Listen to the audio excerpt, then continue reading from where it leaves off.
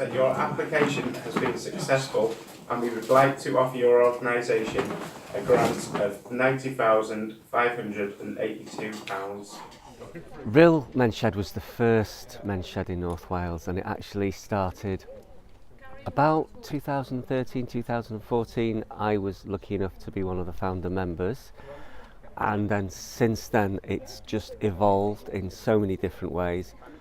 This project is totally people-led.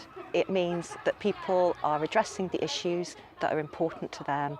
It's also incredibly well connected to a lot of other organisations and agencies, and it's totally embedded within the community. The first thing we did was contacted Zoe, but she said we weren't ready. So we came back, we all sat down, we decided to do a number of different sort of pieces of work.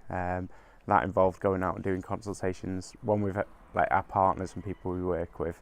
Another one was with all the guys within the shed and our committee, but we also went out to like the youth group and the ladies that want to set up a women's shed and just got them all sort of involved and together. It's just having somewhere for men to go and get out of the house and not be sat and isolated. I enjoy working with the people in the men's shed because we get on with quite a lot of people who work there. Get on with Ryan, who's my best mate, who's in there, and I enjoy working with Shane as well. And Marie and Jane. We already run a very small youth group, but now this means we can go on and make a rather large kids shed. Yeah, I do. I used to do the reading classes, and I really enjoyed, and I did so well with that. They was really praising me. I did so well with that. I passed that actually.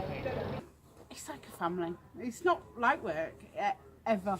It's so fun. We have such a laugh. It's so friendly, and everyone just gets on. And we would like to thank the players of the National Lottery, because without your money we wouldn't be able to carry on and keep making this possible for so many people in the community. Thank you.